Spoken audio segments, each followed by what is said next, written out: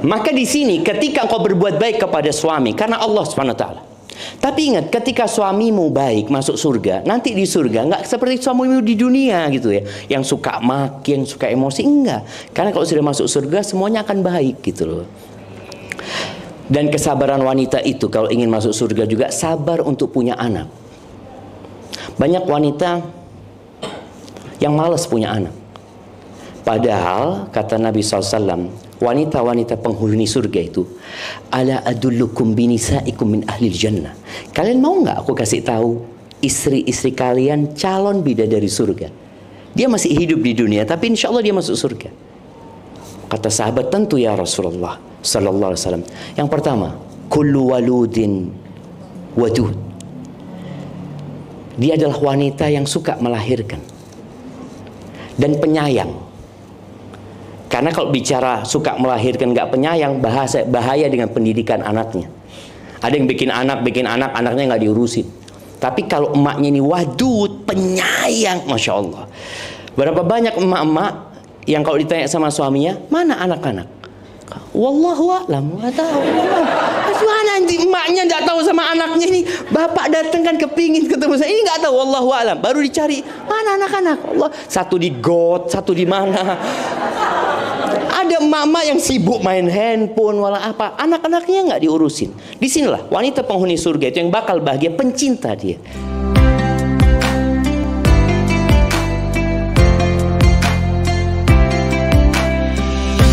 Ana kepingin tanya, siapa yang bikin tema ini? Nah, iya, Ana takut belum bahagia gitu jadinya. Emak-emak di belakang udah pada bahagia? Kok kayaknya nggak ikhlas jawabnya gitu kan? Nah, bapak-bapak bahagia? Oh, Masya Allah. Kayaknya lebih kompak bapak-bapaknya gitu kan. Nah, jadi di sini emak-emak itu susah bahagia. Mama denger ini. Kenapa kajian? Anda kasih tahu kajian ini khusus mama seharusnya, Ustaz. Tapi ternyata mereka itu kurang bahagia karena suaminya tidak membahagiakan mereka. Jadi mereka berbahagia kayaknya suami ini jadi pemilik peran terpenting untuk membahagiakan istri. Tidak. Ada seorang suami yang pernah marah sama istrinya. Sakit hati ya, kadangkala ya rumah tangga terjadi konflik. Kemudian suami marah, dia mengatakan, aku akan cabut kebahagiaan dari dirimu. Apa kata istrinya? Nggak bisa, Bang. Engkau nggak bisa mencabut kebahagiaan dari diriku. Kalau kebahagiaan itu di tas, engkau tidak akan kasih aku tas. Kalau kebahagiaan itu di pakaian, engkau berhenti ngasih aku pakaian. Kalau kebahagiaan itu di harta, engkau nggak akan lagi ngasih nafkah sama aku. Tapi kebahagiaan itu ada di tempat yang engkau nggak memilikinya, Bang. Kata suami, di mana? Di hatiku, Bang. Engkau bisa ambil semua yang kau berikan kepada aku, tapi engkau nggak bisa mencabut kebahagiaan dari diriku. Ini yang harus difahamkan oleh kita bersama, jemaah. Jadi, tukang sampah itu punya kesempatan bahagia seperti presiden punya kesempatan bahagia. Sama kesempatan untuk bahagianya. Karena wadah kebahagiaan itu bukan di pakaian dan bukan di jabatan, tapi di hati. Dan ini salah satu bentuk keadilan Allah Azza wa Jalla, bahwa seluruh makhluk di muka bumi ini punya hak yang sama untuk bahagia. Tapi dalam harta Allah nggak samakan. Nggak samakan. Ada orang yang miskin. Dalam fisik ada orang yang Allah bikin lahir cacat dia. Ada. Tapi Allah tidak letakkan di situ kebahagiaan gitu loh. Makanya kalau bicara para wanita, emak-emak itu lebih mudah bersabar apa bersyukur? Bersabar kan? Dia sabar dapat suami, sabar maksudnya. Tapi bersyukur sulit gitu loh. Sulit, betul, itu sahih itu. Gimana? Banyak masuk neraka, Bang, Masya Allah.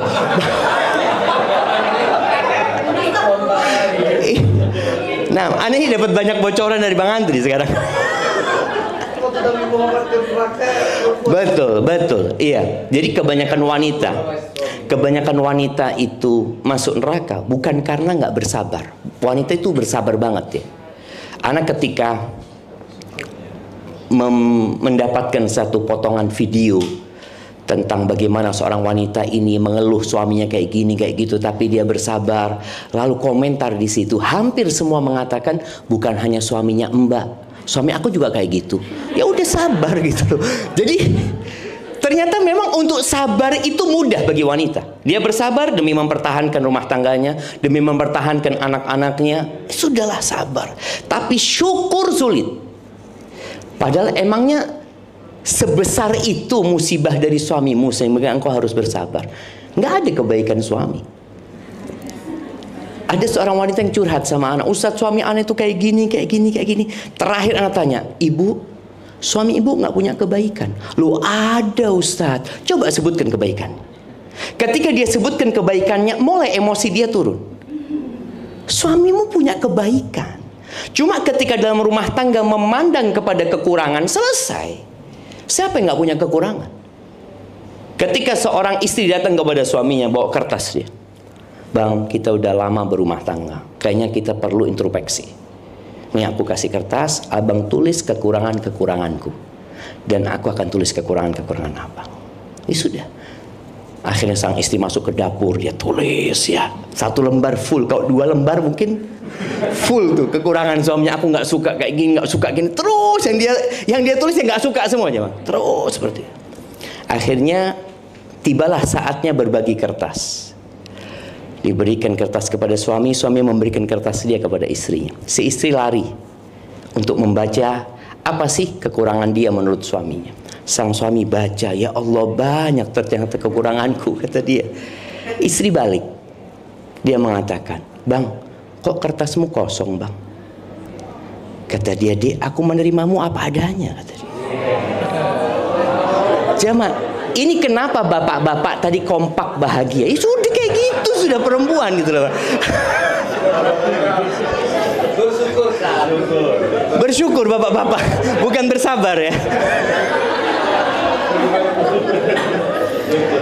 Jadi subhanallah ya, ahibati fillah, kunci kebahagiaan itu 3. Catat dan amalkan. Yang pertama, bersyukur ketika mendapatkan nikmat. Yang kedua, bersabar ketika dapat musibah. Yang ketiga, istighfar ketika berbuat dosa. Udah. Ketika kita punya 3 hal ini, hidup itu tidak selalu di atas kita. Kita nggak selalu manis. Hari ini kita ketawa, boleh jadi nanti sore ada kabar duka yang membuat kita menangis. Besok kita lupa dengan duka itu. Kita ketawa lagi dapat nikmat dari Allah Subhanahu wa taala. Apa yang harus dilakukan? Ya sudah bersyukur. Hanya saja bersyukur itu berat. Ketika iblis dikeluarkan dari surga bersama Adam alaihissalam, iblis itu meminta kepada Allah ya, bayangkan ya. Iblis berdoa, Allah kabulkan doanya. Iblis berdoa dengan ikhlas, Allah kabulkan. Allah itu maha baik. Masa kita berdoa nggak dikabulin sama Allah? Permintaan iblis, anzirni ila yaumi yub'atsun, tangguhkan umurku sampai hari kiamat. Maka iblis itu nggak mati. Bayangkan ya, iblis itu yang godain Nabi Adam. Kemudian dia yang godai istrinya Nabi Nuh dan kaumnya Nabi Nuh. Kemudian godai kaumnya Nabi Hud, godain kaumnya Nabi Soleh, godain kaumnya Nabi Muhammad. Sampai hari ini iblis itu ada. Dia punya berbagai macam cara untuk menyesatkan manusia. Tapi ada satu yang iblis akan kejar. Iblis mengatakan, wala tajidu aktsarahum syakirin. Allah, engkau akan dapati kebanyakan manusia itu tidak bersyukur. Dan ternyata Allah mengatakan, wa qalilun min ibadiyasy syakur, sedikit dari hambaku yang pandai bersyukur. Sedikit. Orang itu kalau dikasih harta 1 koper emas, dia kepingin berapa? 2. Dikasih 2, dia kepingin 3. Dikasih 1 rumah ini emas, dia kepingin rumah sebelah jadi milik dia. Dikasih lagi rumah itu, dia pengen rumah sebelah. Kata Nabi SAW, nggak ada yang bisa membuat dia puas kecuali tanah. Ketika dia masuk ke tanah, dia tinggal rumah yang dia bangun, harta yang dia kumpul, dia tinggal semuanya. Tapi tadi syukur sulit sekali. Makanya ada perbedaan antara Qarun dan Nabi Sulaiman. Kita tahu Qarun ini Allah berikan kekayaan kepada dia yang mungkin nggak akan pernah ada lagi orang kaya seperti Qarun. Bagaimana dengan Elon Musk ya, dengan mereka yang dikatakan duitnya berapa triliun ya. Duitnya mereka cuma angka aja. Qarun ini nyata duitnya. Nyata, dia gudang-gudangnya itu kuncinya dipikul. Kuncinya bukan hartanya, kuncinya dipikul. Emas, dia ada uangnya gitu loh. Bukan ada di bank ini enggak, ada duit dia seperti itu. Maka ketika Allah benamkan Qarun itu bersama semua hartanya. Sampai hari ini kalau orang nemu harta terpendam, apa kata mereka? Harta karun. Iya, Qarun itu dari sana. Dia mengatakan harta Qarun.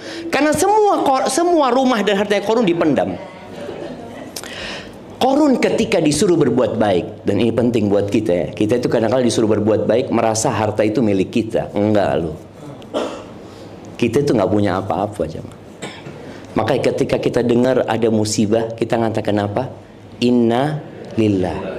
Sesungguhnya kami milik Allah. Jangan rumah ini, nyawaku milik Allah Azza wa Jalla. Tubuhku, berapa banyak orang yang keluar dari rumahnya dengan tubuh yang lengkap, pulang diamputasi kakinya. Kita lihat kejadian-kejadian seperti itu. Orang keluar dari rumahnya bisa melihat, pulang diambil matanya sama Allah SWT. Sebagai pertanda kita nggak punya, sampai diri kita nggak punya. Gitu. Allah menyuruh Qarun untuk berbuat baik. Wa ahsin kama ahsanallahu ilaik.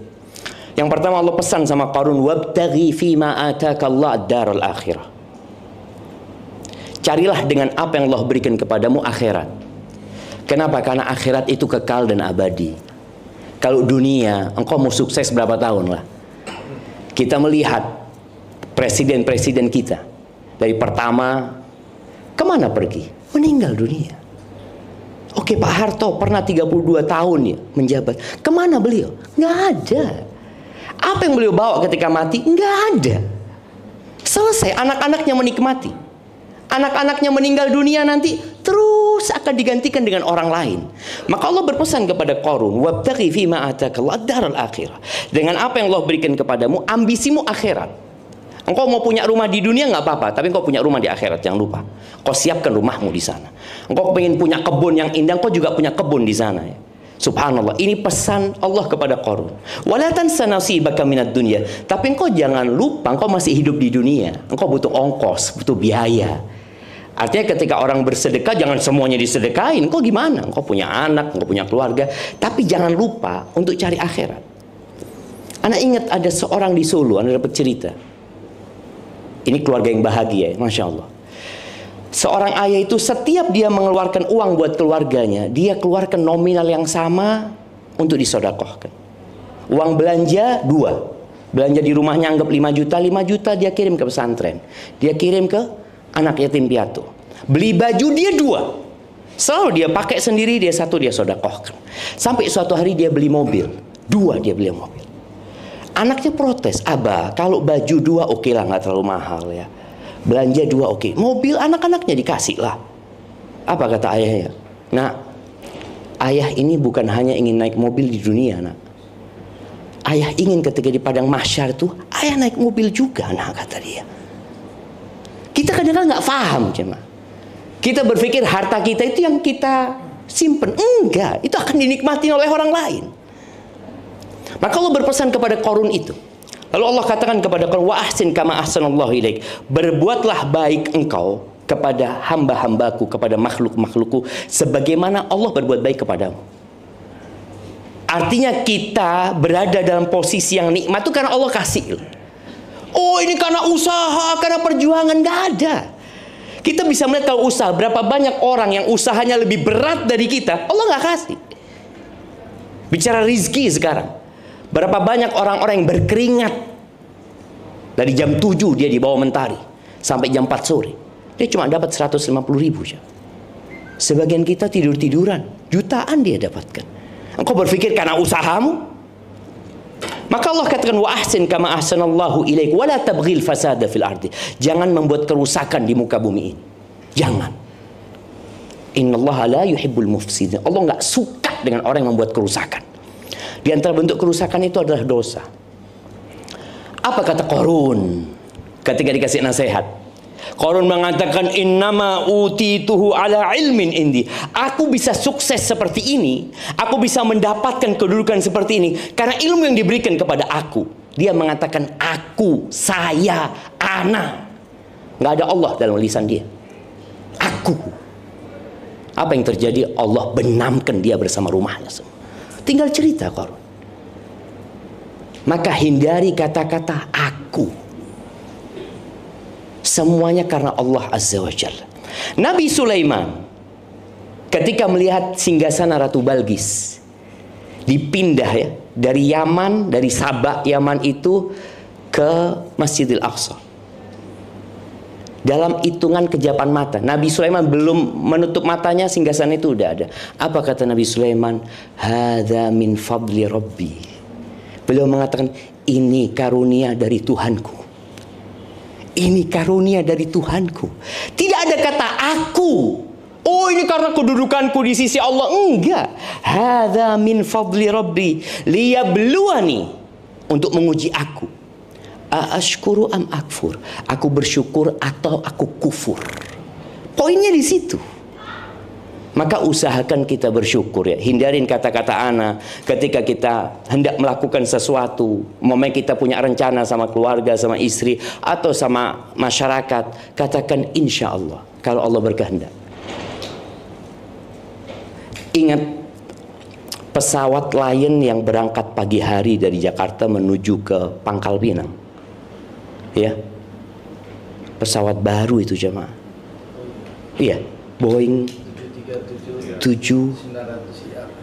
Nah, kita bayangin ya, semua yang naik pesawat itu punya rencana. Semua yang naik pesawat itu sudah booking hotel. Semua yang naik pesawat itu sudah ditunggu sama keluarganya. Dan ternyata pesawat itu nggak pernah landing, jemaah. Selama-lamanya. Selama-lamanya. Supaya kita tahu kita ini hamba Allah Azza wa Jalla. Kalau engkau ingin bahagia tadi, syukuri nikmat yang Allah berikan. Yang kedua, bersabar. Dalam rumah tangga, ya bapak-bapak, mungkin istrinya insya Allah tidak separah istrinya Nabi Nuh. Ya, istrinya tidak separah istrinya Nabi Lut. Nah, yang suami, ya ini bapak-bapak, yang istri, mak-mak, jangan lupa insya Allah istrimu tidak sejahat Fir'aun. Nah, kita tahu ya, istrinya Nabi Nuh di neraka, istrinya Nabi Lut di neraka, istrinya Fir'aun di surga. Antum bisa bayangin, kita itu akan dihisap masing-masing. Engkau jangan berpikir kalau engkau punya suami baik, engkau pasti masuk surga. Kata siapa? Tadi ketika seorang wanita, Ustaz, anak punya suami, Ustaz, nggak mau diajak belajar, sholatnya telat-telat, bolong-bolong ini itu, engkau akan dihisap sendiri nantinya. Jadilah seperti istrinya Fir'aun yang sabar menghadapi Fir'aun. Insya Allah tadi suami-suaminya nggak seperti Fir'aun lah jamaahnya. Iya ada sedikit lah, mungkin mirip gitu ya. Nggak, tapi nggak sejahat Fir'aun. Jadi bersabarlah. Dan ya di antara bentuk syukur dan sabar ya, ada istri yang mengatakan, Ustaz, suami anak nggak baik, apakah anak tetap harus taat dan patuh kepada dia? Tetap. Melayani suami tetap. Bukan karena suami engkau melayani suamimu. Jadi kalau kita berbuat baik karena berharap budi baik orang lain, yang ada kita sakit hati. Pastikan itu. Kita akan sakit hati. Orang manusia ini sama Allah nggak bersyukur, apalagi sama engkau. Apa sih engkau berikan kepada dia? Allah memberikan segala fasilitas sama dia, dari ujung rambut sampai ujung kaki. Dia nggak bersyukur sama Allah. Engkau kasih apa? Maka janganlah berharap kebaikan suami. Ketika mama istri tadi, Ustaz, anak punya suami kurang taat sama Allah. Ya udah, engkau berbuat baik kepada suami karena Allah. Karena berharap keridhaan Allah SWT. Karena aku ingin masuk surga. Ada seorang wanita umur 60 tahun. Dia telepon anak, dia mengatakan, Ustaz, suami anak udah meninggal, Ustaz. Dia mengatakan, suami ana dia kurang baik loh Ustaz. Ana dengar bahwasanya wanita itu akan bersama suami dia yang terakhir di surga. Sedangkan ana sudah umur 60 tahun, nggak ada yang mau nikahi ana Ustaz. Tapi ana nggak kepingin ketemu suami ana lagi Ustaz. Bayangin. Betul. Dia nggak ingin nanti di surga ketemu, aduh suamiku lagi, astagfirullah, naudzubillah, ketemu orang ini lagi. Loh, bapak pikir istri bapak itu cinta sama bapak? Belum tentu. Dia mungkin nungguin, sabar dia nungguin, ya Allah kapan mati ini, bismillah gitu. Ketika mati alhamdulillah, bukan innalillah sama. Ada yang kayak gitu ibu-ibu? Waduh, takut dia ibu. Nah, artinya itu ada. Maka di sini ketika engkau berbuat baik kepada suami karena Allah Subhanahu wa taala. Tapi ingat, ketika suamimu baik masuk surga, nanti di surga nggak seperti suamimu di dunia gitu ya, yang suka maki, yang suka emosi, enggak. Karena kalau sudah masuk surga semuanya akan baik gitu loh. Dan kesabaran wanita itu kalau ingin masuk surga juga sabar untuk punya anak. Banyak wanita yang malas punya anak. Padahal kata Nabi SAW, wanita-wanita penghuni surga itu, ala adullukum binisaikum min ahlil jannah. Kalian mau nggak aku kasih tahu istri-istri kalian calon bidadari surga? Dia masih hidup di dunia, tapi insya Allah dia masuk surga. Kata sahabat, tentu ya Rasulullah Sallallahu Alaihi Wasallam. Yang pertama, kullu waludin wadud. Dia adalah wanita yang suka melahirkan dan penyayang. Karena kalau bicara suka melahirkan nggak penyayang, bahaya dengan pendidikan anaknya. Ada yang bikin anak, anaknya nggak diurusin. Tapi kalau emaknya ini wadud, penyayang, masya Allah. Berapa banyak emak-emak yang kalau ditanya sama suaminya, mana anak-anak? Wallahu a'lam, nggak tahu. Mana nanti emaknya nggak tahu sama anaknya ini. Bapak datang kan kepingin ketemu saya, ini nggak tahu. Wallahu a'lam. Baru dicari mana anak-anak. Allah, satu di got, satu di mana. Ada emak-emak yang sibuk main handphone, wala apa. Anak-anaknya nggak diurusin. Disinilah wanita penghuni surga itu yang bakal bahagia, pencinta dia. Dia ketika suaminya ngata, yuk punya anak lagi, bang. Berapa engkau mau? Bismillah. Asalkan Allah kasih. Itu insya Allah penghuni surga. Bapak Menteri berapa anaknya? Masya Allah, harus berjuang kayaknya. Ada seorang ustadz, Ana sering ceritakan ini di Bondowoso, Jawa Timur sana. Ustadz ini pengeluarannya jelas, pemasukannya gak jelas. Pengeluarannya jelas dia. Dia punya anak 28 dari satu istri. Dari satu istri. Ada, oh istrinya banyak, enggak. Bapak-bapak jangan mikir, oh kalau gitu istrinya banyak, enggak, satu istri. Satu istri. Mudah, insya Allah itu jadi penghuni surga ya. Dia capek hamil, dia capek melahirkan, dia mempertaruhkan nyawanya. Semua dihitung jemaah. Oke, suami nggak ngitung, tapi malaikat Allah menghitung. Dia menyusuin, dihitung lagi, capeknya dia. Makanya wanita yang seperti ini insya Allah penghuni surga. Tapi ada yang ketiga sifatnya, al-aud. Perempuan ini kalau menyakiti suaminya,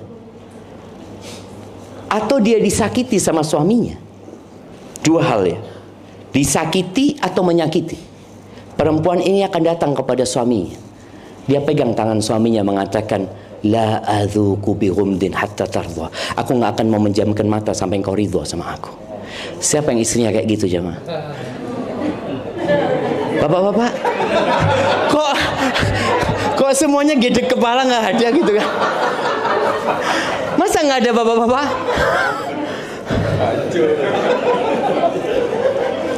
Nah, ahibati fillah. Ini bicara iman, bicara iman tadi. Sebenarnya ketika wanita melakukan itu, dia berharap surga Allah.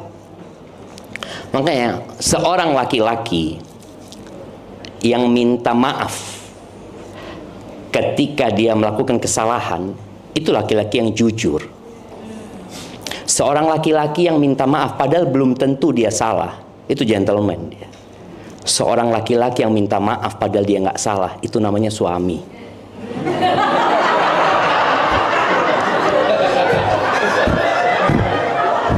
Betul bapak-bapak? Ah. Itu suami yang benar gitu loh. Suami yang benar tuh kayak gitu ya. Artinya dia kepingin bahagia. Kenapa dia harus ribut sama istrinya? Capek bang? Oh bang Andri capek katanya. Jadi suami istri ini bukan rival ya? Bukan, iya bang. Oh masya Allah, sebagai wakil rakyat bang ya. Nah, jadi sering dapat curhatan dari bapak-bapak itu kemudian disampaikan. Jadi ingat bapak-bapak, istri itu bukan rival, tapi istri itu pendamping. Istri itu diciptakan dari tulang rusuk agar engkau lindungi, bukan untuk dipukulin istri itu, bukan untuk dimaki. Makanya ketika seorang sahabat tanya kepada Nabi SAW, apa hak seorang istri? Kata Nabi SAW, antut'imaha idza ta'imta. Kau kasih makan dia kalau engkau punya makanan. Wa antaksuha idza tasait. Kalau engkau punya pakaian, kau belikan pakaian buat istri. Yang ketika Nabi berpesan SAW, wala tadribil wajha, jangan pernah mukul wajah wanita. Wala tuqabbih, jangan pernah menjelek-jelekan istrimu. Nggak boleh bapak-bapak. Kalau ingin bahagia, istri kita punya kekurangan, tapi lihatlah kepada kelebihannya. Jangan melihat kepada kekurangannya. Jangan pernah menjelekkan engkau kayak gini, kayak gitulah. Nggak ada wanita yang lebih baik daripada istri kita. Dia mendampingi kita sejak kita nol, sejak kita nggak punya apa-apa ya. Kadang-kala kita kalau sudah punya jadi macam-macam ya. Betul ibu-ibu?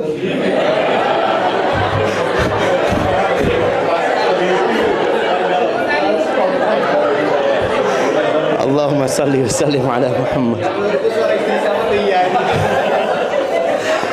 Nah, taib, yang terakhir tadi kita bicara bersyukur kalau dapat nikmat. Ingat jangan pernah mengingat diri kita kalau dapat nikmat itu dari Allah. Bersabar, dan kalau kita bersabar, jadi tingkatan orang kena musibah itu ada 4. Yang pertama namanya jaza, yang kedua namanya sabar, yang ketiga namanya ridho, yang keempat namanya syukur. Bayangin ya, musibah itu ternyata mengantarkan ke syukur.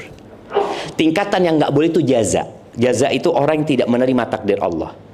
Dia yang ketika dapat musibah, kemudian dia mengatakan andai kata, nggak bisa. Andai kata itu tidak bisa menghidupkan yang mati.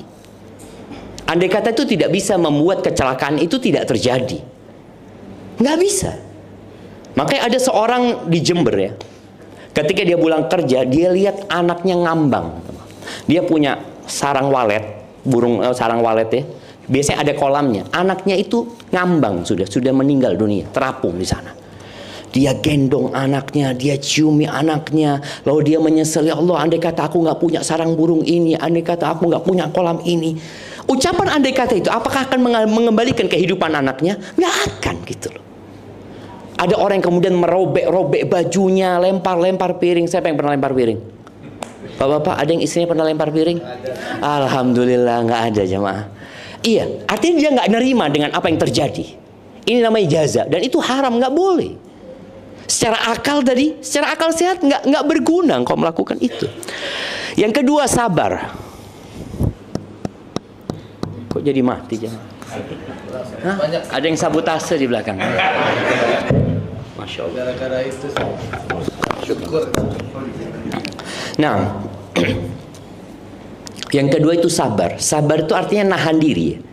Nahan diri dari mengucapkan atau melakukan perbuatan yang secara akal sehat nggak diterima dan secara agama nggak diterima. Umpamanya tadi ada seorang wanita nangis boleh, jangan wanita ya, bapak-bapak juga nangis itu boleh atas musibah ya. Tapi ketika teriak-teriak ya, kemudian dia lempar sesuatu, nggak ada gunanya. Allah katakan wabasyiris sabirin, berikan kabar gembira kepada orang-orang yang sabar. Dan ingat, sabar itu bukan dengan berjalannya waktu. Sabar itu ketika hempasan pertama, ketika engkau dengar berita musibah, apa yang kau lakukan ketika itu? Apabila engkau mengatakan inna lillahi wa inna ilaihi rajiun, ini bukan hanya kematian jemaah ya. Inna lillahi ini bukan hanya kematian, musibah apapun. Kita katakan inna lillahi, sesungguhnya kami milik Allah dan kami akan kembali kepada Allah Azza wa Jalla. Itu sabar. Tingkatan yang selanjutnya namanya ridho. Kalau sabar itu masih nahan ya, kepingin teriak tapi dia tahan, kepingin ngelempar sesuatu dia tahan. Pahit sabar itu. Naik tingkatan selanjutnya namanya ridho. Dia mengatakan insya Allah ada hikmahnya, Allah itu maha baik. Udah mulai dia ridho. Yang keempat syukur. Dia bersyukur dengan musibah. Bayangin, dia mengatakan kena alhamdulillah musibahnya nggak lebih besar dari ini. Contoh ya, orang ketika kecelakaan kakinya patah, bagaimana dia bersyukur? Alhamdulillah cuma satu ya Allah. Allah bisa bikin dua-duanya. Allah kasih satu, alhamdulillah. Jadi orang itu masih bersyukur karena melihat, loh ternyata nikmat Allah itu banyak sebenarnya yang membuat kita bersyukur. Maka berusaha untuk menjadi yang lebih baik. Yang ketiga, istighfar kalau berbuat dosa. Bab istighfar ini, siapa yang nggak berbuat dosa? Jamaah, Abu Bakar As-Siddiq itu dijamin masuk surga. Abu Bakar itu pernah datang kepada Nabi SAW, mengatakan, ya Rasulullah, ajarin aku doa yang aku baca ketika sholat. Apa doanya? Bapak-bapak, kalau ibu-ibu insya Allah tahu doa. Ibu-ibu apa doanya? Doanya Abu Bakar yang dikasih Nabi SAW dibaca waktu sholat. Allahumma inni zalamtu nafsi zulman katsira. Ini Abu Bakar dijamin masuk surga. Dikasih doa, Abu Bakar katakan dalam sholatmu, ya Allah, sesungguhnya aku mendolimi diriku dengan kezaliman yang banyak. Sesungguhnya aku banyak berbuat dosa ya Allah. Pengakuan kepada Allah. Wala yaghfiru dzunuba illa anta. Dan gak ada yang bisa ngampuni dosa kecuali Engkau ya Allah. Semuanya milik Allah Azza wa Jalla. Faghfirli, ampuni aku ya Allah. Maghfiratan min indik, ampunan dari sisimu. Warhamni, kasihi aku ya Allah. Innaka antal ghafur rahim. Kalau Abu Bakar disuruh minta ampun sama Allah, apalagi orang-orang kayak kita. Maka nasihat anak kalau ingin bahagia, tiap hari istighfar 100 kali paling enggak. Nabi SAW habis salat duha itu beliau baca Rabbighfirli wa tub alayya innaka antat tawwabur rahim 100 kali. Kita banyak dosa cuma. Dan yang menyebabkan orang tidak bahagia itu gara-gara ada dosa di hatinya. Karena dosa ini akan jadi noktah hitam di hati. Kita tahu ya, ada orang yang ada apa di jantungnya, kadang-kala harus pasang ring karena ada, kenapa orang pasang ring? Ada penyumbatan yang menyebabkan kadang-kala kita nggak bahagia karena banyak penyumbatan di jantung kita, cuman. Yang caranya dengan banyak istighfar. Antum duduklah, tiap hari duduk. Ya, istri ngomong tunggu dulu lah, aku mau istighfar dulu. Hitung 100 kali. Ngitung pakai tangan lebih utama. Mau pakai tasbih ya nggak apa-apa kalau di rumah mau pakai tasbih. Tapi yang lebih baik pakai tangan, dihitung 100 kali. Istri manggil, afwan belum selesai. Bang, kenapa? Habis berbuat dosa kau bang? Memang aku banyak dosanya gitu loh. Jadi kadang-kadang istri kalau ngeliat suami di pojokan istighfar, habis berbuat dosa apa bang? Loh, tiap hari aku banyak dosanya. Jadi ini rutinitas. Jadi bukan bicara nunggu berbuat dosa. Kita berbuat dosa. Makanya juga penting buat kita semua, nasihat anak, untuk belajar mana yang dosa dan mana yang bukan dosa. Gimana kita akan istighfar kalau kita merasa fan-fan aja ya? Nggak ada sih Ustaz, alhamdulillah orang baik kan Ustaz. Maka belajar mana yang dosa dan mana yang bukan dosa.